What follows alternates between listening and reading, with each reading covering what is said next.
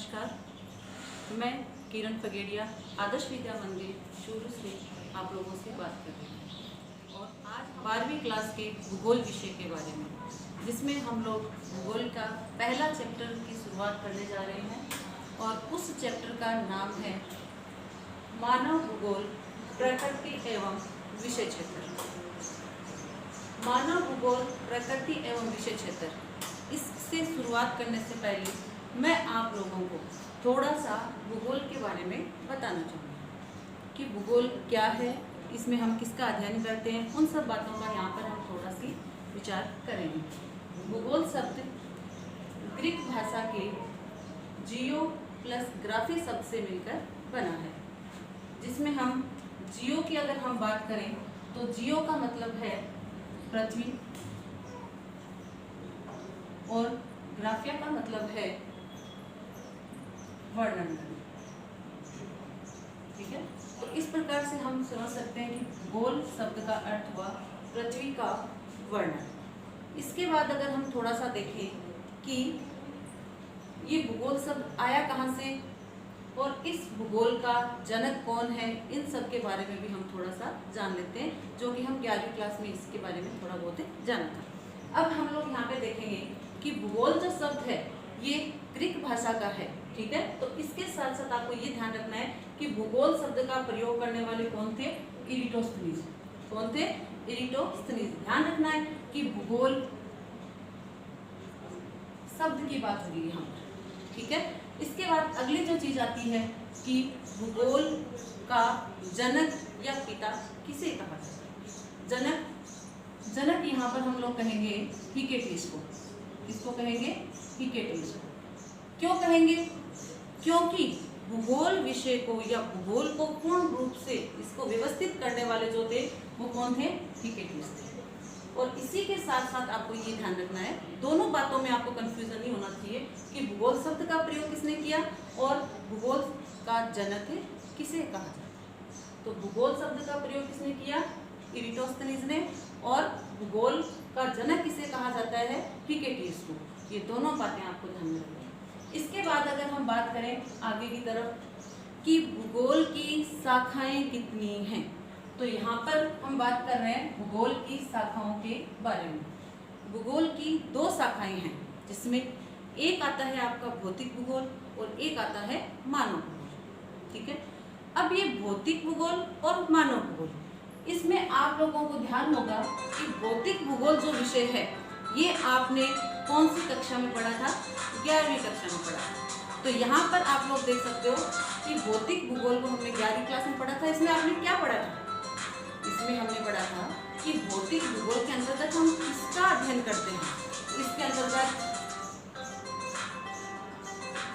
पर्वत, पठार, जो भी हमें दिखाई देते हैं, जो भी हमें भौतिक प्रदेश या हमारे चारों तरफ हमें दिखाई देते हैं, पर्वत है, पठार है, नदियां हैं, झरने हैं, उन सब का अध्ययन हम किस में करते हैं? भौतिक प्रदेशों में करते हैं। ठीक है, तो यानी भौतिक भूगोल में हम वहाँ के भौतिक प्रदेशों का अध्ययन करते हैं। ये बात हमें समझ में आ जानी चाहिए। इसके बाद आगे का जो आता है वो है मानव भूगोल। ठीक है, तो यहाँ पर मानव भूगोल जो आपके सामने आया है, तो इससे हमें ये समझना है कि मानव भूगोल क्या है। जैसा कि हमने देखा कि भौतिक भूगोल में हमने किसका अध्ययन किया? भौतिक प्रदेशों का। भौतिक प्रदेशों के अंतर्गत जैसे कि पर्वत, पठार, नदियां, वनस्पति, झरने, वो सब जो हमारे पर्यावरण के अंतर्गत आती है। अब यहाँ हम बात करेंगे किसकी? मानव भूगोल की। मानव भूगोल के अंतर्गत हमने क्या देखा कि मानव भूगोल के अंतर्गत जो भी हमारे भौतिक प्रदेश हैं, जिसके अंतर्गत पर्वत, पठार, झरने, नदियां जो सब आती हैं, उनके साथ मानव के क्या संबंध हैं या मानव उनके साथ क्या क्रियाकलाप करते हैं। यानी भौतिक प्रदेश व मानव के क्रियाकलापों के अंतर संबंधों का अध्ययन करते हैं।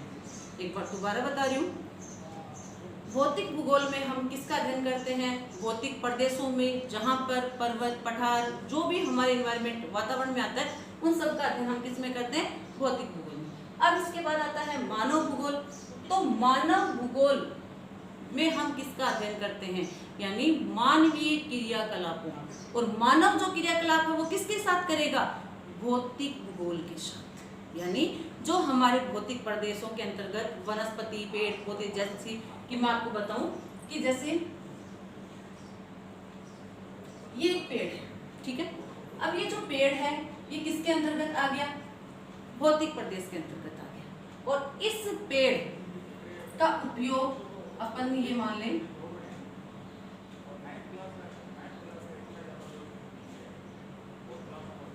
ये है मानव, ठीक है। अब ये मानव जो भौतिक या पेड़ों के साथ क्या क्रियाकलाप करता है, मतलब पेड़ और मानव दोनों का क्या अंतर संबंध है, वो किसके अंतर्गत आता है? मानव भूगोल के अंतर्गत। जैसे पेड़ हमें क्या देते हैं? ऑक्सीजन देते हैं। मानव क्या देते हैं? इनको CO2 देते हैं। इसके साथ साथ देखा जाए तो पेड़ों से हम लकड़ी प्राप्त करते हैं, वनस्पति, इसके साथ साथ जड़ी बूटियां, कई चीजें हम इससे, औषधियां, यानी बहुत सारी चीजें हम प्राप्त करते हैं। तो ये अकेले की अगर हम बात करें तो ये क्या बन जाएगा? भौतिक। और इसके साथ अगर मानव अगर क्रियाकलाप करता है प्रकृति के साथ, तो हम यहाँ पे किसकी बात करेंगे? मानव। अब मेरे हिसाब से आपको ये कॉन्सेप्ट समझ में आ गया, ठीक है। अब इसके बाद में अगर हम बात करें, क्योंकि हमारा टॉपिक तो क्या है? मानव भूगोल है। हम 12वीं क्लास में किसके बारे में पढ़ेंगे? मानव भूगोल के बारे में। अब आपको इस बात का ध्यान रखना है कि ये जो मानव भूगोल है, एक इसका विकास कब हुआ? तो हम देख सकते हैं कि मानव भूगोल का अगर हम जन्म की बात करें या विकास की बात करें, तो यहाँ पर आप बता सकते हो कि मानव भूगोल का विकास हुआ है 18वीं सदी, ठीक है। एक बात यहाँ पे, और ये आपका एक क्वेश्चन भी बन जाता है कि मानव भूगोल का विकास कब से माना जाता है, तो वो है 18वीं शताब्दी। अब हम लोग यहाँ पर अगली जो बात करेंगे वो ये है कि आज का जो मानव भूगोल है, आज का जो मानव भूगोल है उसको हम कहते हैं आधुनिक मानव भूगोल। क्या कहते हैं? आधुनिक मानव भूगोल।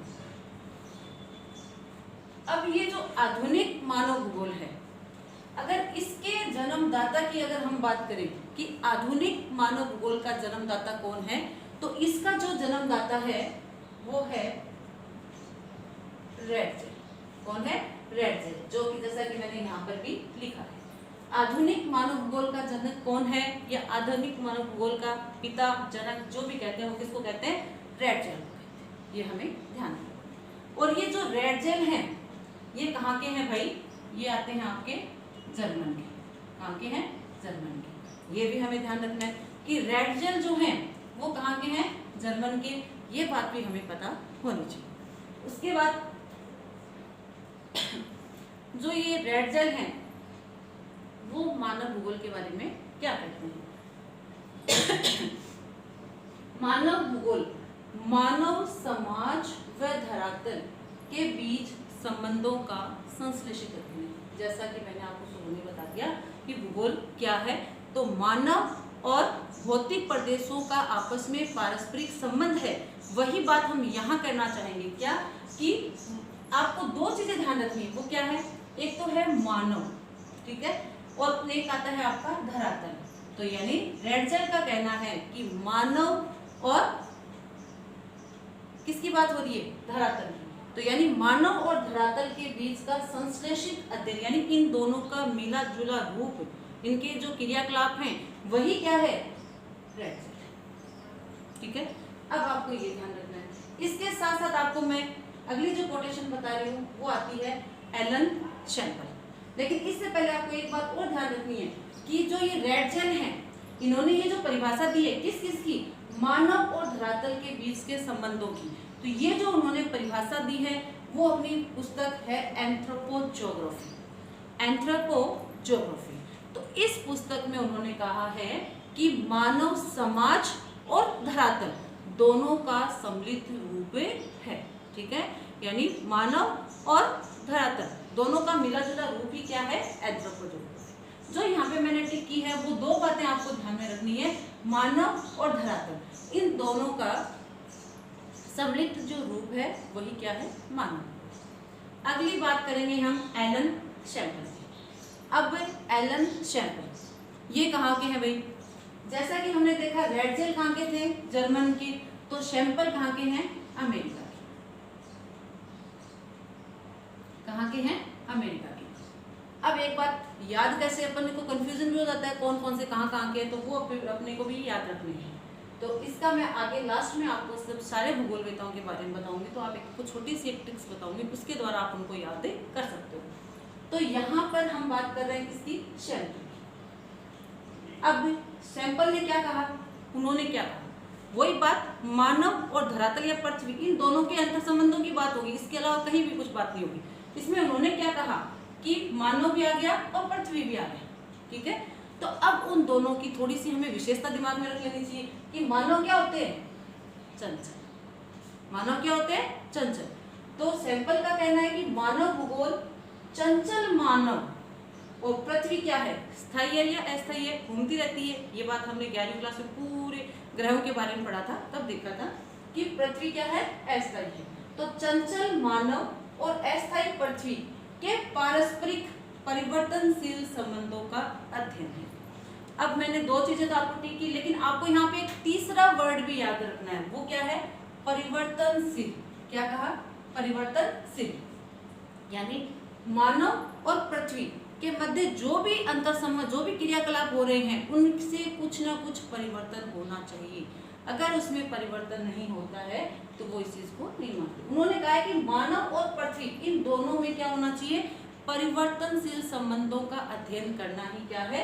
मानव भूगोल है। ये हमारे कौन आते हैं? एलन शैम्पल। और इसके साथ साथ आपको ये भी ध्यान रखना है कि रेडजेल और सैंपल इन दोनों का भी आपस में कोई ना कोई संबंध। वो क्या कि रेडजेल की शिष्य है कौन? सैंपल। और ये दोनों जो अपनी परिभाषा देते हैं, इस परिभाषा के अंतर्गत आपको एक चीज और ध्यान रखनी है कि इस परिभाषा का सार निकल के हमारे सामने एक आता है, और जिसको बोलते हैं हम नियतिवाद। क्या कहते हैं? नियतिवाद। यानी रेडजेल और सैंपल इन दोनों ने अपनी जो परिभाषा दी, उससे हमारे सामने एक नया रूप सामने आता है, एक नई विचारधारा सामने आती है, और जिसको हम बोलते हैं नियतिवाद। ठीक है। अब ये नियतिवाद क्या है, तो थोड़ा सा इसके बारे में देख लेते हैं कि नियतिवाद, बात दो ही चीज की हो रही है। किसकी? एक तो मानव की और एक पृथ्वी की, दो चीजों की बात हो रही है। तो नियतिवाद के समर्थक जो हैं, या नियतिवादी जो विचारधारा है, उसमें क्या कहा गया है? नियतिवादी विचारधारा में यह कहा गया है कि प्रकृति और मानव, यानी प्रकृति और मानव इन दोनों के अंतर्गत प्रभावशाली कौन है? प्रकृति है। यानी यहाँ पर किसको महत्व दिया गया है?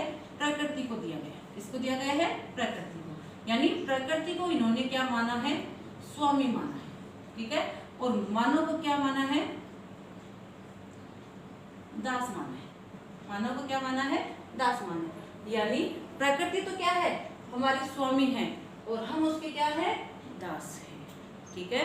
यानी प्रकृति जैसा हमारे साथ करती है, हमें वैसा, या प्रकृति हमें जैसे चलाती है, हमें वैसे चलना चाहिए। तो ये वाली जो विचारधारा है वो कौन सी है? नियतिवादी विचारधारा। आगे होगी समझ में? I hope. एक बार दोबारा देख लो कि नियतिवादी विचारधारा क्या है। तो नियतिवादी विचारधारा के अंतर्गत ये माना है कि प्रकृति ही सर्वे सर्वा है। कौन सर्वे सर्वा है?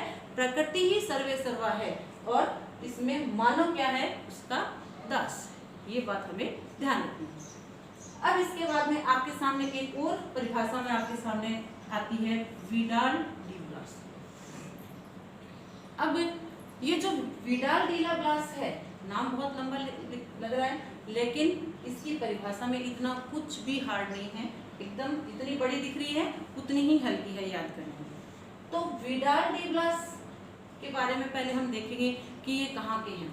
तो विडाल डी ब्लास कहाँ के हैं, ये भी हमें ध्यान में रखना है। तो ये कहाँ के हैं? फ्रांस के हैं।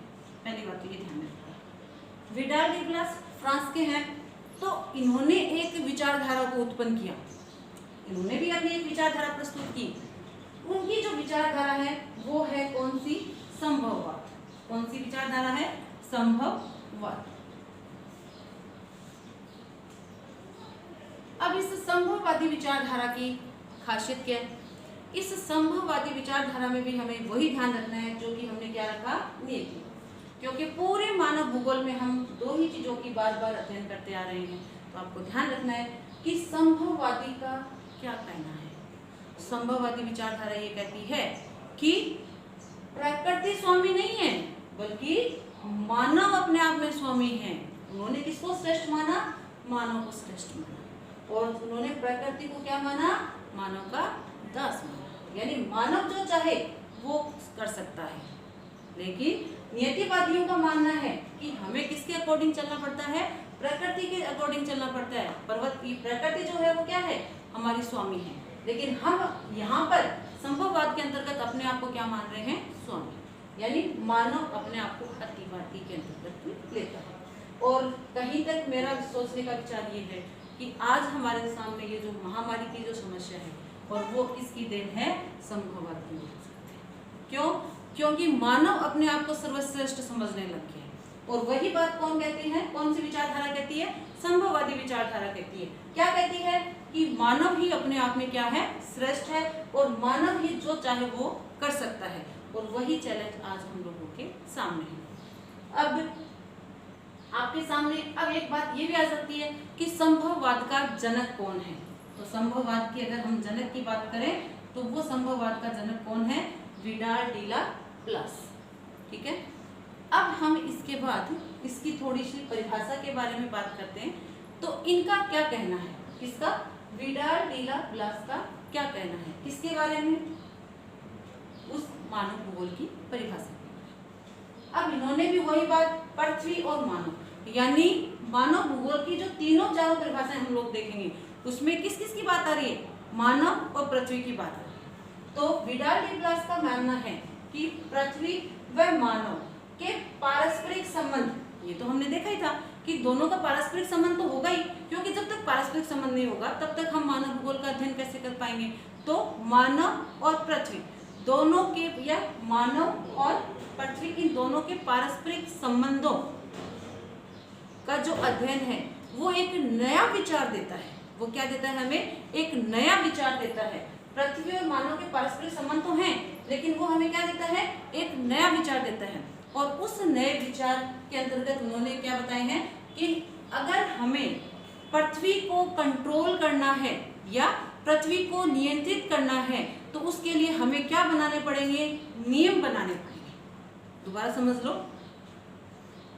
विडाल डी प्लास का कहना है कि पृथ्वी और मानव के पारस्परिक संबंध, जो कि हमने ऊपर भी दोनों परिभाषा में देखा है, लेकिन उन्होंने एक क्या कहा है कि एक नया विचार हमारे सामने आता है। और वो नया विचार क्या आता है कि पृथ्वी को नियंत्रित करने वाले, यानी पृथ्वी को कंट्रोल करने के लिए कुछ नियम होते हैं, नियम बनाने पड़ेंगे। ठीक है। जैसा कि हमारे ऊपर भी है, आप लोग स्कूल में पढ़ते हो तो आपके ऊपर भी क्या लागू होते हैं? नियम लागू होते हैं। वैसे ही यहाँ पर अगर हमें मानव भूगोल के अंतर्गत आपको बताया कि पृथ्वी और मानव के पारस्परिक संबंध क्या देते हैं? एक नया विचार देते हैं, जिसमें पृथ्वी को कंट्रोल करने के या उसको नियंत्रित करने के कुछ भौतिक नियम तथा नियम बना दिए। और नियम के साथ साथ उस पे निवास करने वाले कौन? मानव, जीव या जो भी हैं, तो उनके पारस्परिक संबंधों का ज्ञान, संश्लिष्ट ज्ञान ही क्या है? मानव भूगोल है। विडाल डी प्लास दिखने में नाम बड़ा है, परिभाषा बड़ी है, लेकिन कोई खास बात नहीं है। वही बात जो हमने ऊपर बात की। दोबारा देखते हैं कि इन्होंने क्या कहा कि पृथ्वी और मानव के जो पारस्परिक संबंध हैं, क्या है? पृथ्वी व मानव के पारस्परिक संबंधों को क्या देते हैं? एक नया विचार देते हैं। और जिसके अंतर्गत हम किसकी बात करते हैं? जिसके अंतर्गत हम बात करते हैं पृथ्वी को कंट्रोल करने की, यानी नियंत्रित करने की वाले नियम बनाने पड़ेंगे। किसी भी कार्य को अपन करते हैं तो उसके लिए हमें कोई ना कोई नियम बनाने पड़ते हैं। उन नियमों के आधार पर ही हम क्या करते हैं? आगे के काम करते हैं। तो पृथ्वी को नियंत्रित करने के कुछ नियम बनाए, और उन नियमों के साथ साथ जो पृथ्वी पर कौन निवास करते हैं? जीव या मानव जो निवास करते हैं, उनके दोनों के पारस्परिक संबंधों का अधिक संश्लिष्ट ज्ञान, यानी इन दोनों का सम्मिलित ज्ञान ही इसमें क्या है? सम्मिलित बना हुआ है। यानी जो मानव भूगोल है वो किस किस के बारे में? दोबारा देख लो, इसमें मानव और पृथ्वी दोनों के बारे में बात की है, लेकिन एक नया विचार इसमें सीधी सी बात है कि पृथ्वी को कंट्रोल किया है। और पृथ्वी को कंट्रोल करने के लिए या किसी को भी हमें कंट्रोल करने के लिए क्या बनाने पड़ते हैं? नियम बनाने पड़ते हैं। और उन नियमों के साथ मानव के आपस में जो नया विचारधारा के रूप में सामने आती है वो क्या है? मानव। अब आप आपकी विडाल डी ब्लास की परिभाषा कंप्लीट हुई और आपने यहाँ पर देखा कि विडाल डी ब्लास किसके जनक हैं, संभववाद के जनक हैं। और संभववाद किसके बारे में बताती है, संभववाद मानव को श्रेष्ठ बताती है, ये बात हमें ध्यान रखनी है। अब इसके बाद में अगली जो कोटेशन आती है वो किसकी आती है, ग्रिफिथ टेलर। अब ये जो ग्रिफिथ टेलर है इनकी हम एक विचारधारा की बात करते हैं, तो इनकी जो विचारधारा है वो कौन सी है, नवनियतिवाद। जैसा कि हमने यहाँ पढ़ा कि नियतिवाद, दूसरी संभववाद और तीसरी क्या है, नवनियतिवाद। अब नियतिवाद क्या कहता है, नियतिवाद कहता है कि प्रकृति ही क्या है, श्रेष्ठ है। प्रकृति ही क्या है, श्रेष्ठ है, मानव उसका क्या है, दास है। प्रकृति हमारी क्या है, स्वामी है। लेकिन संभववाद एकदम विपरीत, उन्होंने किसको श्रेष्ठ बता दिया, संभववाद वालों की देन है कि मानव ही श्रेष्ठ है, जो कुछ करता है वो मानव करता है, प्रकृति कुछ नहीं करती है। इसीलिए इन्होंने अपने आप को ही क्या माना है, श्रेष्ठ माना। इसके बाद अगली जो बात आई थी कि संभववाद हो गया। इसके बाद में अब भाई इन्होंने ये कह दिया कि मानव श्रेष्ठ है और इन्होंने कह दिया मानव श्रेष्ठ है, इन्होंने कह दिया प्रकृति श्रेष्ठ है। अब टेलर बेचारे सोचने लग गए कि अब इन दोनों में से किसको श्रेष्ठ होते हैं। और टेलर के नाम से हमें पता चलता है कि टेलर का काम क्या होता है, जोड़ने का। टेलर का काम क्या होता है, जोड़ने का। तो टेलर ने भाई वही काम किया जो इनका काम है। उन्होंने कहा भाई आप भी नाराज मत हो, आप भी नाराज मत हो। इन दोनों के जो समर्थक है उन दोनों के बारे में उन्होंने कहा कि प्रकृति और मानव दोनों का मिला जुला रूप ही क्या है, मानव। यानी उन्होंने क्या कहा कि ना तो प्रकृति श्रेष्ठ है ना मानव श्रेष्ठ है, दोनों का सम्मिलित रूप यानी मिला जुला रूप, दोनों एक दूसरे पे क्या है, डिपेंड है, एक दूसरे पर निर्भर है। तो ये बात कौन कहते हैं, ग्रिफिथ टेलर। और ग्रिफिथ टेलर की जो विचारधारा है उसको हम क्या बोलते हैं, नवनियतिवाद। अब इसको रुको और जाओ भी कहा जा सकता है। जैसे नवनियतिवाद, रुको और जाओ, ये सारे नाम किसके हैं, नियतिवाद, नवनियतिवाद। जैसा कि इसमें है नियतिवाद, नियतिवाद को हम निश्चयवाद भी कहते हैं, इसके अलग अलग भी नाम है, ठीक है। और ये आपकी क्या आती है, संभववाद आती है, और ये आपकी क्या आती है, नवनियतिवाद। और इसको नव निश्चयवाद भी कह सकते हैं, नव निश्चयवाद भी हम लोग कह सकते हैं, ये बात भी अपन ध्यान रखना है। तो यानी रुको और जाओ, नवनियतिवाद, नव निश्चयवाद, ये तीनों जो विचारधाराएं हैं, ये तीनों का नाम एक ही है। और इसकी जो समर्थक हैं, इस विचारधारा को देने वाले जो हैं वो कौन है, ग्रिफिथ टेलर। ये बात हमें ध्यान में रखनी। फिर उसके बाद में अगली आती है डिकेन व पिट्स, लास्ट है, छोटी सी परिभाषा है। इसके अंतर्गत सीधा सा आपको ये पूछ लिया जाता है कि किन के अनुसार या फिर मानव और उनके कार्यों का सम्मिलित अध्ययन, यानी डिकेन व पिट्स के क्या विचार हैं। तो डिकेन व पिट्स के विचार हैं कि मानव और उसके क्रियाकलाप ही क्या है, मानव भूगोल, ठीक है। तो मानव और उनके कार्यों का सम्मिलित अध्ययन ही क्या है, मानव भूगोल है। तो ये बात हम लोगों ने यहाँ पर 4 परिभाषाएं देखी। तो एक बार दोबारा इसको देखो कि इसमें क्या और क्या क्या बताया गया। तो सबसे पहले हमने देखा भूगोल। भूगोल शब्द किस भाषा से लिया गया है, तो ग्रीक भाषा के ज्योग्राफिया से मिला है, जो कि जियो प्लस ग्राफिया। जियो का मतलब होता है पृथ्वी और ग्राफिया का मतलब होता है वर्णन करना। तो भूगोल के अंतर्गत हम किसका अध्ययन करते हैं, पृथ्वी का वर्णन करते हैं। फिर उसके बाद में अगली बात जो आती है हमारी कि भूगोल शब्द का जो जनक है वो कौन है, तो हिकेटियस है। और भूगोल शब्द का प्रयोग किसने किया, इरिटोस्थेनीज ने किया, वो भी हमने देखा। फिर हमने यहाँ पे देखा कि जो भूगोल है इसकी कितनी शाखाएं हैं। तो भूगोल की हमने 2 शाखाएं देखी, तो जिसमें एक आता है आपका भौतिक भूगोल और एक आता है मानव भूगोल। भौतिक भूगोल में हमने किसके बारे में अध्ययन करते हैं, भौतिक प्रदेशों की, जिसमें पर्वत, पठार, मैदान, नदियां, झरने, वो सब इसके अंतर्गत आते हैं। और दूसरा है मानव भूगोल। अब मानव भूगोल में किसका अध्ययन करते हैं, मानव भूगोल में हम अध्ययन करते हैं कि जो भी हमारे भौतिक प्रदेश हैं यानी पर्वत पठार हैं उनका और किसके साथ, मानव के क्रियाकलापों का अध्ययन है इसका। तो यहाँ पर अपन ये भी कह सकते हैं कि मानव भूगोल का केंद्र बिंदु कौन है, तो मानव भूगोल का केंद्र बिंदु कौन है, मानव। ये भी हमें ध्यान रखना है, ठीक। इसके बाद में मानव भूगोल का विकास कब हुआ, तो ये भी हमने देख लिया कि मानव भूगोल का विकास कब हुआ, 18वीं सदी के अंतर्गत। क्लियर। इसके बाद हमने ये देखा कि आज का जो मानव भूगोल है और जो 18वीं सदी का जो मानव भूगोल है इसमें परिवर्तन हो रहे हैं समय समय के साथ। तो आधुनिक मानव भूगोल का जो जनक है वो कौन है, ये भी हमने देख लिया कि उसका जो जनक है वो कौन है, रैटजेल है। और रैटजेल कहाँ के हैं, जर्मन के हैं। तो हम देख सकते हैं कि यहाँ पर अगर हम देखें तो नियतिवाद की जो शुरुआत करने वाले भूगोलवेत्ता कहाँ के हैं, जर्मन के हैं। तो इन्होंने क्या कहा, वही दो बात, मानव और धरातल, यानी मानव और धरातल के संबंधों का संश्लिष्ट अध्ययन, ठीक है, संश्लेषित अध्ययन ही क्या है, मानव भूगोल है। ये जो अपनी परिभाषा दी है वो किसमें दी है, इनकी एक पुस्तक है जिसका नाम है एंथ्रोपोजोग्राफी, ठीक है।